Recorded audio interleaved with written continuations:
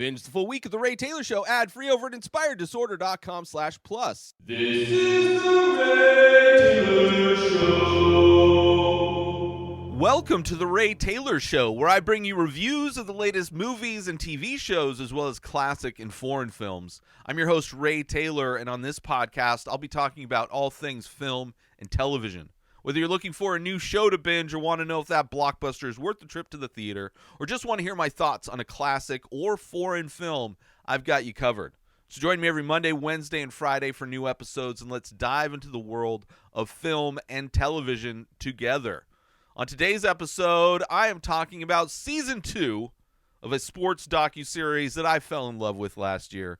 Coming in, Season 2 is Welcome to Wrexham. Came out this year, 2023. Just finished the season, completed the season. Each episode was released weekly, so I tend to wait until I can just binge the full season. This is created, starring superstars Ryan Reynolds, Rob McElhenney, as well as Wrexham A.F.C. Club, the people of Wrexham.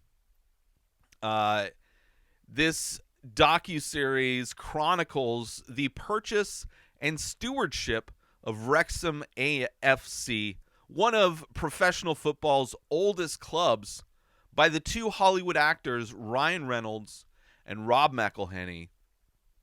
The first season was them trying to purchase the team, trying to convince the town to let them purchase the team, and their ultimate goal is to get the club promoted in the league, as it's very similar in some ways to Ted Lasso. And I was a huge fan of Season 1 of Welcome to Wrexham. It has a lot of similarities to Ted Lasso, as I said, which is a show that I love. So I was excited to see that this show was not only picked up for a second season, but looks like they're going to be making a third season as well. And just like the first season of Welcome to Wrexham, Season 2 did not disappoint. Despite my love for this docuseries, despite my love for Ted Lasso, I still have little to no desire to actually watch professional football, soccer, whatever you want to, football.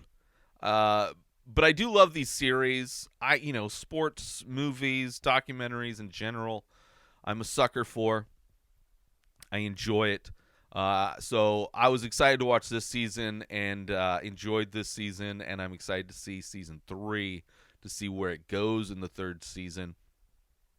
But this docuseries, it's about far more than just a couple Hollywood actors buying a football club. This is a story about the players of the team, the families of those players. This is a story about the town of Wrexham and the people of Wrexham, the club, which has a long history that is intertwined with the city. And this season becomes about even more than just those things. After the success of season 1, the team, not only the team and the town, but the other people that were featured in Season 1 are now superstars in some ways. Like, there are fans internationally of not only the team, but of the people of Wrexham that were featured in Season 1, which I didn't even think about, but it's amazing to see, because I think when Season 1 started, it was like COVID. So it was probably the lowest point in the history of that football club and of that town. And to see, despite the fact end of Season 1, they failed to get promoted, but they had good momentum leading to the end of the last season. So I was glad they got a second season, see where they can go with that momentum they had built up. Getting key players, improving the stadium itself, and now with the start of Season 2, to see that everybody in the town are like now their characters because of this series and this team has supporters globally, which is amazing. It's amazing. And despite the show being very different from Ted Lasso in a lot of ways, I mean, they're very similar in a lot of ways, but very different. There's even a moment in Ted Lasso where they reference Ryan Reynolds and McElhenney, who had just bought Wrexham A.F.C. So, you know, a fictional show that was aware of the reality going on, and, you know, kind of interesting that these two things kind of got released almost in parallel. Ted Lasso came out a little bit before that. But one thing, aside from soccer or football, that these two shows have in common is that both of these shows tug at my heartstrings in a way that I love, because, you know, both shows are stories that feature people who put love into the world. You know, from whether it's Ryan Reynolds and Rob McElhenney trying to do what's right for the town and for the people, to the individual stories within this show of people struggling in life, as life is known to make people struggle, but people trying to do their best to do the right thing and to be a positive influence on the people around them. All of those things just tug at my heartstrings, you know? And we get to know these characters, these players, these people that live there, and this team, this atmosphere, this town. In this season, it's also great we get introduced to the women's team, which is something that at the very end of Ted Lasso, they kind of, you know, there's a slight reference that maybe that will be the spinoff for Ted Lasso, is a women's team. But I love that the women's team of Wrexham is featured in this season. So not only do we learn more about Wrexham and its historical ties, but not only do we get to learn more about the players and their families and the residents of Wrexham, but we start to follow the growth and success of this women's team. And the season's also great because there's a second team in their league who is also fighting to get promoted, right? It's not just Wrexham on this massive run where they're just blowing everybody away, which they do very well in this season, but there's another team they are kind of constantly in battle with. Like it's Wrexham and this other team that are neck and neck throughout the whole season. So it really comes down to the final games to see if Wrexham gets promoted, to see if this other team gets promoted. But we also get to see if the women's team, see how they end the season and see how much history is made. There's a lot of history made in this season too, which was great. I absolutely love this season. I love the show. I love the season of the show.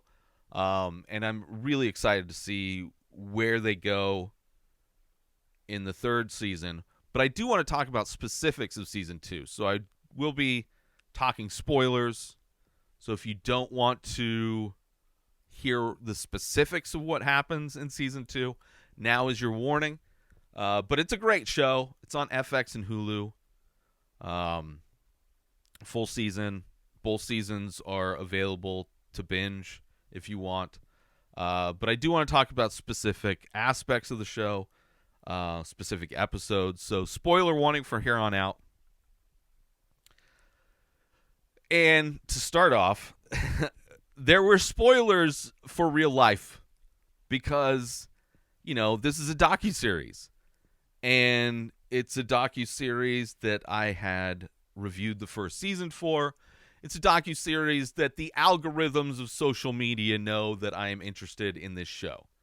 So when the true life history of what actually happens to the team that we don't find out until the end of the season, we find out that they succeeded.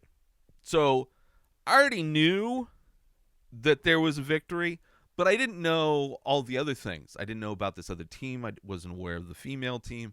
And I didn't look into the specifics of how they won. But I saw a picture with them holding the trophy up, and it's like, or just and a headline saying that, Wrexham gets promoted. So kind of a bummer because I hate spoilers. I hate spoilers for movies, which is pretty easy to avoid movie spoilers for the most part. I don't watch trailers. If I see a picture or a headline that's in reference to a movie, I avoid it, especially if it's something that I'm already excited to see. Like, I don't need marketing materials to get me to go see a movie I'm already going to be watching. So, but yeah, kind of a bummer that this second season was spoiled. It didn't really ruin the season, though. Aside from the fact that the drama leading up to will they or won't they, I knew they would. Although there was a little bit of a doubt, thinking like, well, maybe that was some other big game that, maybe they didn't actually do it. Maybe it was something else that, like, I was second guessing what I thought I had seen months ago. But, yeah. So kind of a bummer that spoiled in some ways. But one of the aspects of the show is the stadium, right? There's all these different characters. The stadium itself is kind of a character. Kind of dilapidated. Big issue with trying to replace the pitch last season. In season 2, they're trying to rebuild this part of the stadium that was for standing. It's like a space for people to stand and watch the game. But it's a space that will allow them to sell more tickets, which they need to sell more tickets. Like, trying to make this team financially viable is one of the big hurdles, one of the big goals that they want. In addition to just trying to get the team promoted, get the team doing well, which in turn helps the city and the town of Wrexham as well. But a big thing, them trying to get this government funding to help pay for it, and being denied for political reasons. And this is, of course, back when the UK had more of a Trump-like leader at the time. But they need to stay afloat somehow financially. And it seems like they're doing a lot of things. Ryan Reynolds integrating his different brands. They seem to be getting sponsorships. So I don't know how wide that chasm is, but wanting to rebuild that aspect of the stadium and also adding in the giant wheels from the mines, which is a piece of the history of this team, piece of the history of this town that was a mining town. There were people that switched their shifts to watch a game. And on that day, when all these people switched their shifts so they could watch the game, there was a collapse in the mine, explosion in the mine, and a bunch of people died, which is a crazy episode. So you have the stadium, the things they're doing with the stadium. You have the players, obviously. You have their all-star Mullen. We get to know him a little bit more. We get to know a little bit more about his son, who we find out is autistic. And there's one of the supporters of the team is this girl who's also autistic, and they form a bond. Like, she gives him these things, these like fidget toys that she used to use, she doesn't use anymore, and these other things that she thinks that Mullen's son would like to use. It's very like this very heartwarming bond these two have. And the parents of this girl were saying how they've never gotten a hug from her, like no physical contact. And there's a moment where Mullen gets a hug from her, which is like, it's not played up in any way, but was noticeable by me and paying attention and hearing not that long before we see this hug that her parents were saying that, they've never gotten a hug from her. So super heartwarming moment, finding out more about one of their superstars. Of course, the people of Wrexham are a big part of the show. We get to learn a little bit more about the announcer who lives in Wrexham, who's also a teacher, I believe. Let's take a short break from this episode. Hey, loyal listeners of The Ray Taylor Show. You know, it's one thing to tune in and engage with the content that I passionately create for you. But what if I told you there's a way to wear your fandom? Introducing our exclusive line of merchandise inspired directly by the vibes and visuals of this very podcast. From stylish t-shirts that'll make you stand out in the crowd to our eco-friendly biodegradable phone cases adorned with artwork inspired by the show. You can now carry a piece of The Ray Taylor Show wherever you go. Whether you're looking to make a fashion statement, protect your phone with some flair, or simply to show off your love for the show, our merchandise has got you covered. Ready to rock our gear? Head on over to inspireddisorder.com and get yours today. Wear the show, be the vibe. Now let's get back to the show.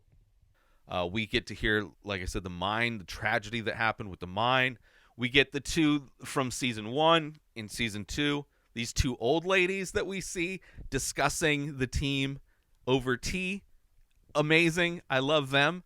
And hearing their breakdowns and seeing them get stressed out as, you know, the season and their ability to get promoted is in question throughout this season, especially with this other team that they're battling against.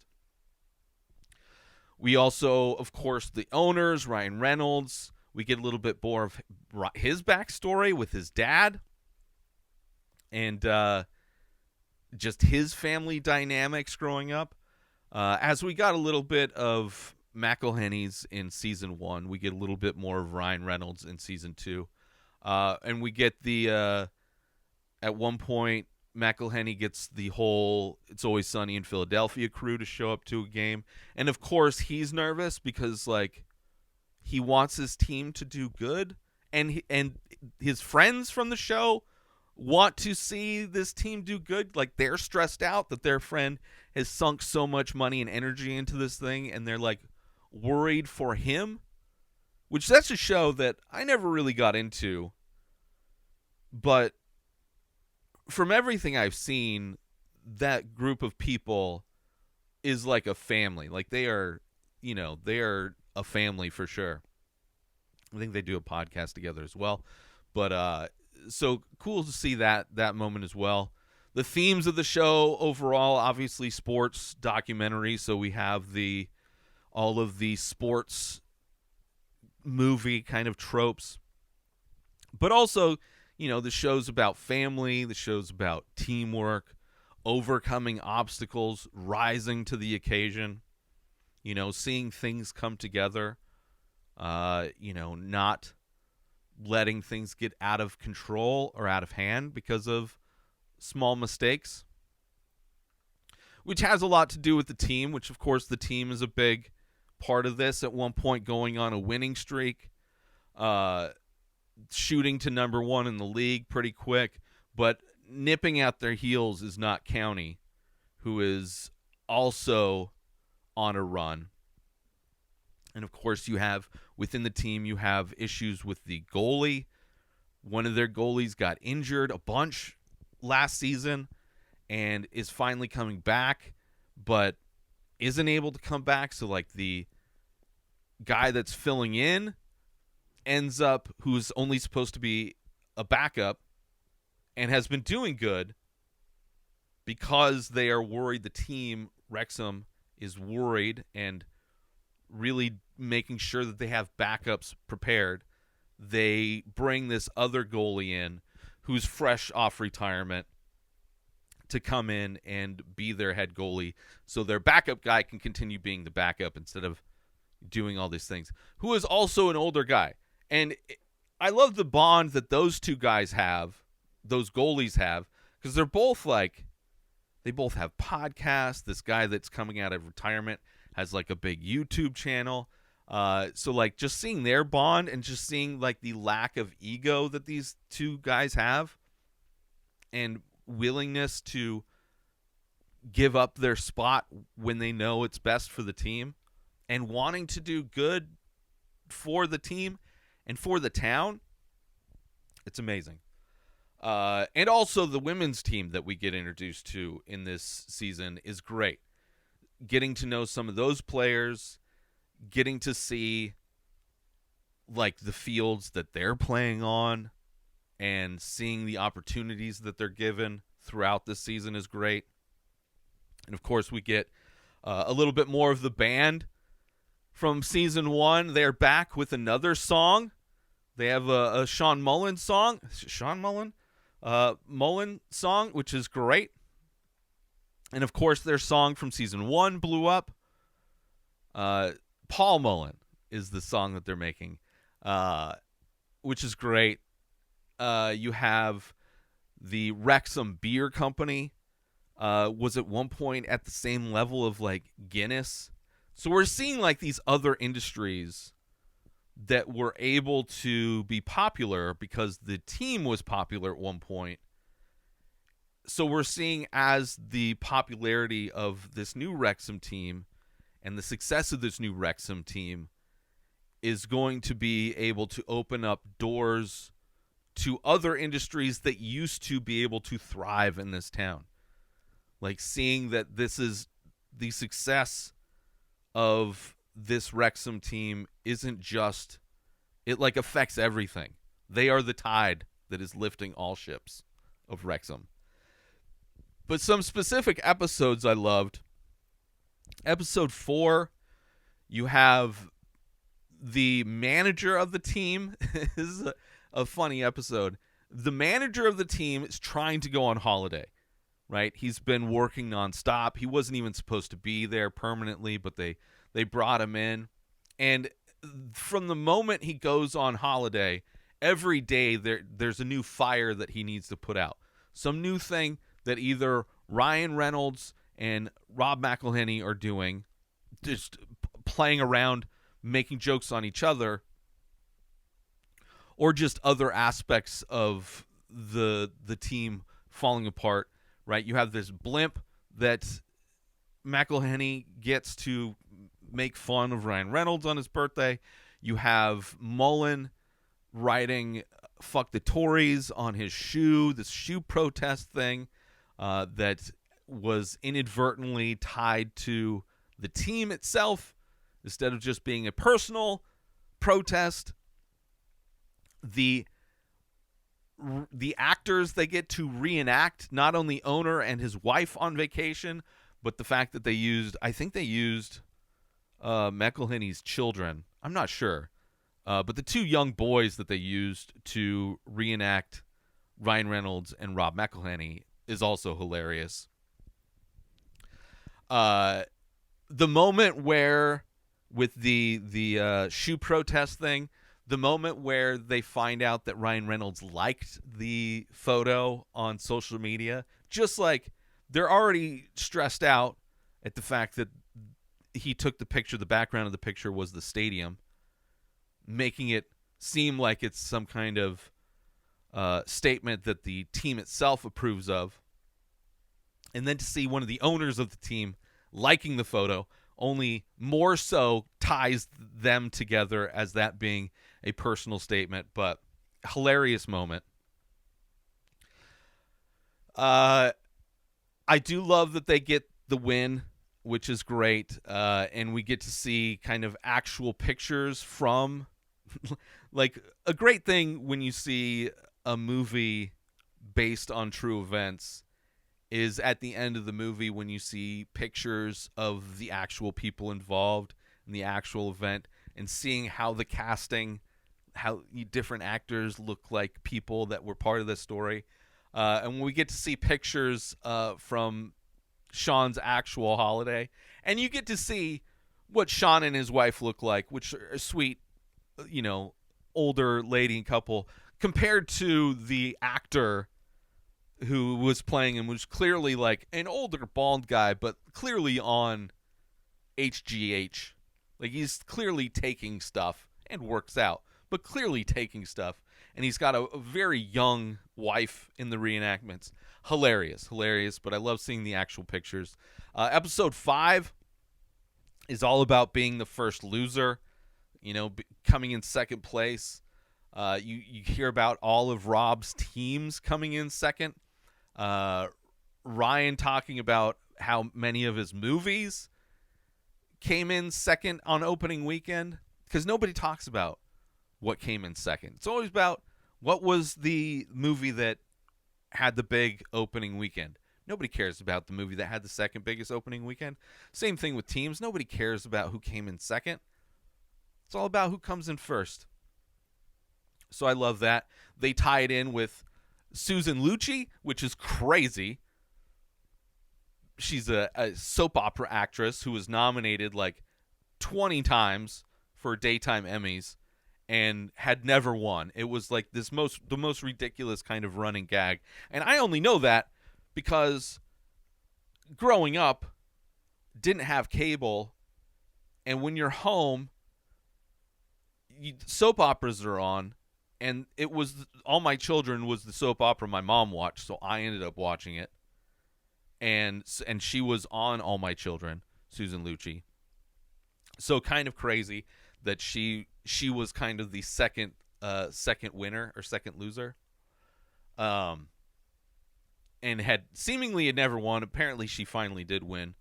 But I do love they did make a comparison between actors and athletes, which I would say you could make connections and comparisons between almost every art form and athletics. This kind of endeavor there's no guarantee. You have this team called the Dorking Wanderers. I don't know if I typed that down right. They did have a weird name, but it's this team who is this amateur team that has been promoted. Like every 2 years, they keep getting promoted, and it's just like this like weekend warrior team that just keeps winning and ends up getting promoted over and over again every couple years, which is great. You know, kind of like if you persist, crazy things can happen. Then it shows Susan Lucci, who, you know, constantly never gave up and kept trying to just get better at her craft. She finally wins. So, and it's, you know, also about what Wrexham is doing to try and become a better team. Like, not giving up. Finding ways that you can make small improvements to get better. Right? Because the only way to guarantee failure is to give up. But as long as you keep trying, you keep tweaking things, you keep making an effort, it's always a possibility that you could find success. So I loved episode 5. Let's take a quick break from the show. Listeners, are you ready to take your experience with the Ray Taylor Show to the next level? Dive into Inspired Disorder Plus. For just $5 a month, you unlock a world of premium content that's sure to satisfy your every entertainment and artistic craving. Imagine enjoying The Ray Taylor Show completely ad-free the full week in both audio and video formats. But that's just the tip of the iceberg. Get exclusive access to the live painting archive, be the first to lay eyes on new releases from the many faces, and enjoy members-only discounts and deals that'll have you coming back for more. With a treasure trove that includes a podcast back catalog, boasting 14 unique shows and over 600 episodes, personal insights through Ray Taylor's personal blog, creative writing to spark your imagination, and an interactive Ask Me Anything section. Inspired Disorder Plus is a feast for the curious mind. Ready to elevate your entertainment game? Head on over to inspireddisorder.com/plus and become a member of an exclusive club. Dive in, indulge, and inspire your senses. Now let's get back to the show. Episode 6 focuses on the women's team. Focus on one of the players who works at a prison. And Rosie, she's the number one scorer on the team. which, reminded me of the end of Ted Lasso, where they hint at a possible women's team that could be like a spinoff for that show, right? And this women's team in Wrexham, they all have actual jobs, right? They're not getting paid enough for this to be their full-time thing. But the women's team in Wrexham was hugely popular during World War II, obviously, similar to a league of their own, how women's baseball leagues popped up and were popular in the U.S. during World War II because all the men were off fighting. And then after the war, they banned females from playing sports until the 70s. So now there's kind of a resurgence in that, especially considering like one of the most dominant sports teams in the United States is the women's soccer team. But because it's the women's soccer team, nobody gives a shit. And it's a team that lost relegation initially. So, I don't know. Great to get introduced to this new team, and that the show itself is starting to follow this women's team as well is great. And it's not just some kind of one-off of like, oh, by the way, there's this women's team, but now we're going to follow them as well. Episode 7, Giant Killers. It's all about the FA Cup, which is interesting, another aspect of football that I didn't know about, where anybody who has an organized team can compete in this cup. And there were times in the history of Wrexham where they beat Arsenal. They show clips from that where they beat them 2-1 back in the day. And then in the more modern day, they end up beating Covington City 4-3, which is another big-time team.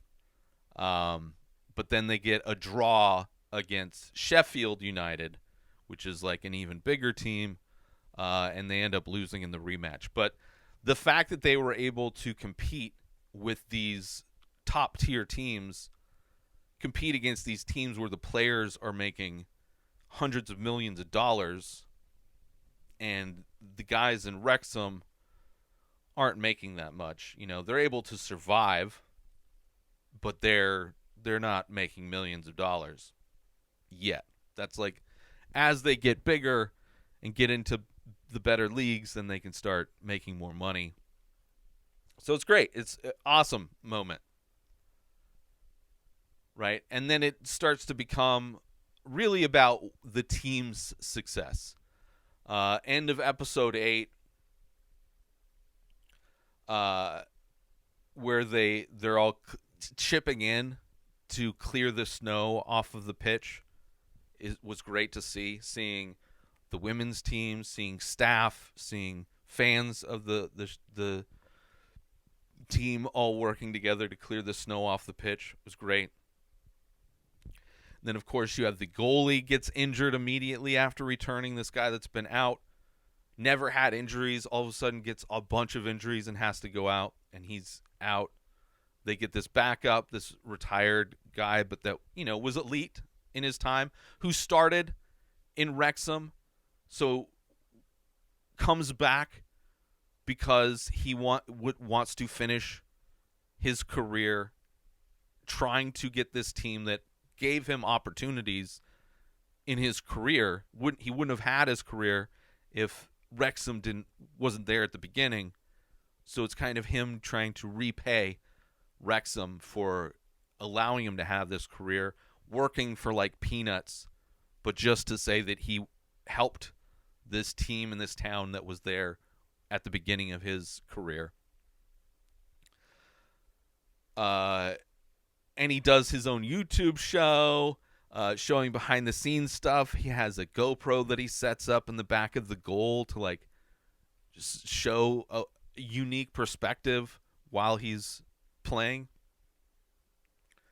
You have episode 10 discussing the mining disaster of 1934 or something like that. 260 people died. Never paid. Like, just an episode that really shows how cold-blooded and horrible corporations are, where like the minute those people were dead, the company clocked them out. And not only did they clock them out at the moment of their death, but they all had their pay. They were paid up front. So when they died in the mines, their money disappeared with them, and the families were never compensated for what happened. And of course, the mine itself being unsafe, like just so many. That's what happens when you have no. We're in a time where there's no government regulations of businesses. In a time where there's no protections for workers. And it's something that like right-wing people want to bring America back to. Deregulation, unsafe work environment. They want corporations to be able to get away with the things that they used to get away with in the early 1900s. Not only in the UK, I don't know about the UK, but 100% in the United States.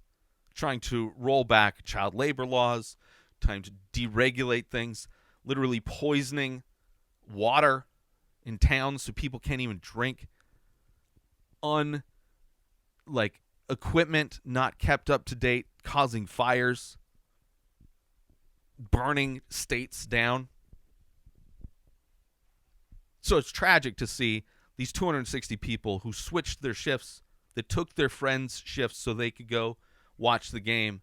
So at the beginning of every game, they do a prayer for those people that sacrificed their lives so their friends could go see a soccer game. Crazy. Episode 11, women's team getting to play at the race course for the first time instead of like this normal like park type of a field. They get to play in an actual stadium, and it's their game. They're trying to end the season undefeated, which has never happened before. And not only do they end up winning undefeated, which is great, but they also have to play a playoff, which is ridiculous. But they won the playoff and got promoted. So it's going to be interesting to see in season 3 not only the success and where the men's team goes, but also now that we're following the women's team, it'll be interesting to see their growth and success as well. Episode 12, they finally play against their rival. It comes down to a penalty kick that's ended up being blocked. Amazing. So good. Episode 12. Episode 15, kind of the town crying for the team.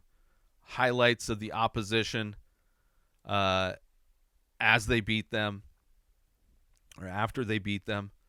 So we get to see more of the Nottingham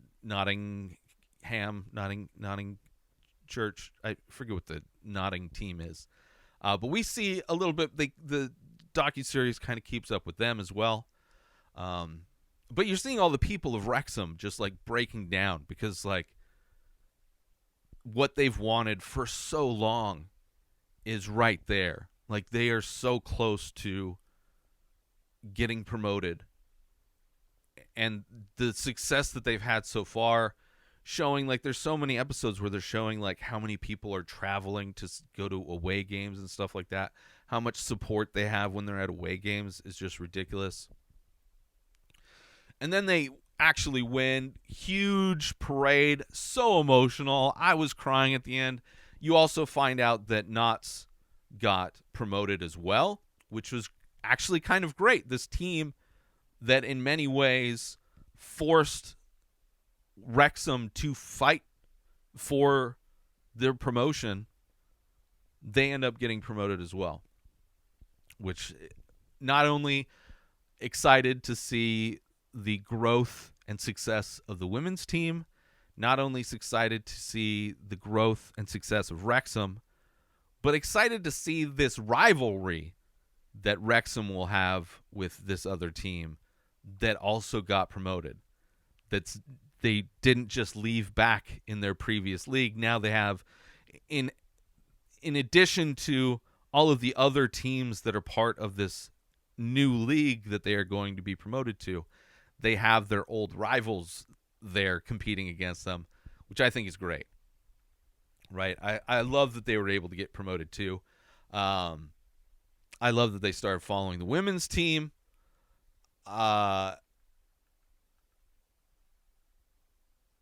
It's also cool to learn more about the people of Wrexham and the team. Obviously, the mining tragedy being a big part of who that team was, who Wrexham was, as far as industries that used to be there. And I love seeing how the success of the team is bleeding into the success of the town as well. It's so fun to watch. I love the show.